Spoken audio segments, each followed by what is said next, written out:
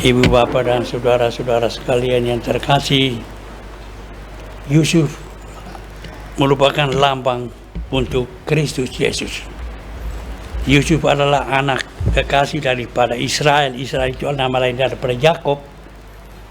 Memberikan dia hal-hal yang baik melebihi saudara-saudaranya, maka timbullah kebencian. Dan hal itu dimana apalagi saudara-saudaranya banyak. Tapi kalau orang seperti Nesi dengan kakaknya, ada iri hati apa 2 orang saja. Tapi satu di antara belasan melihat yang satu lebih istimewa, otomatis mesti ada kebencian dan kemarahan. Dan Bapak Yakob Israel ini menyuruh anak ini kekasih untuk melihat saudara-saudara yang bekerja menggembalakan domba di padang gurun. Dia juga tetap dalam pakaian yang mewah, indah dan sebagainya. Ketika ia dilihat oleh teman-teman, mereka lihat tertukar mimpi itu. Dia pernah bermimpi bahwa ada ikatan padi yang sudah dipotong dalam 12 ikat, 11-nya mengelilingi dia punya ikatan. Dia di tengah semua ikatan padi ini menyembah kepada ikatan daripada milik daripada ini Yusuf. Dan mereka benci bertukar mimpi ini, masa bisa kita mau menyembah kepada dia. Jadi kebencian itu semakin tambah-tambah karena mimpi-mimpi Yusuf itu. Dan akhirnya memang ia tidak jadi dibunuh, tapi ia dimasukkan saja dalam satu sumur tua. Dan akhirnya ada orang-orang penjual, pedagang yang lewat situ, mereka jual kepada dia. Mereka dan dia dibawa ke tanah asing, dan di sanalah Yusuf hidup dalam penderitaan. Banyak yang diderita, khususnya dalam kaitan dengan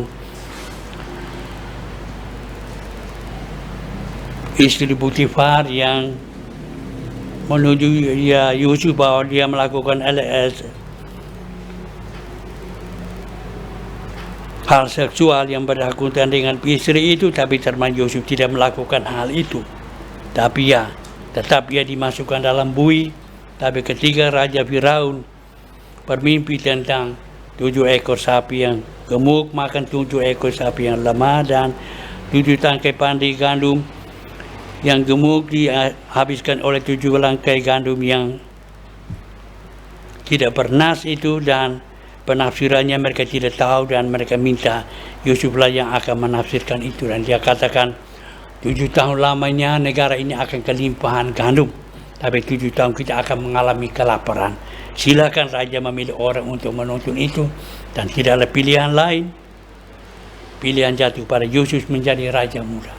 Dan dengan itu kelaparan besar Bapak Yakob Israel di tanah Palestina bisa diselamatkan karena mereka boleh mendapat gandum yang limpah di tanah Mesir itu. Jadi Yusuf telah menyelamatkan keluarga besar Israel dari kelaparan itu dengan makanan gandum yang berlimpah di tanah Mesir, dari menyelamatkan secara material.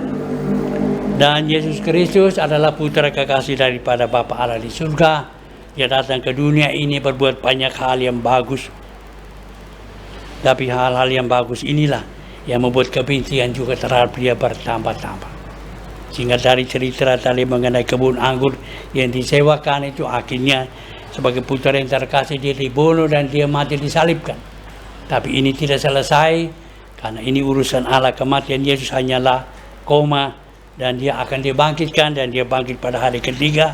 Dan apa yang dia berikan kepada kita, membebaskan kita dari segala noda dosa kita, dan memberikan tubuh dan darahnya untuk kita makan sampai kepada kehidupan yang kekal. Jadi Yusuf menyelamatkan Bapa keluarga dari kelaparan makanan jasmani ini, tapi Yesus memberikan kepada kita tubuh dan darah untuk kita makan untuk mencapai kehidupan yang kekal. Itulah perbandingan Yusuf dan Yesus untuk kita semua. Amin.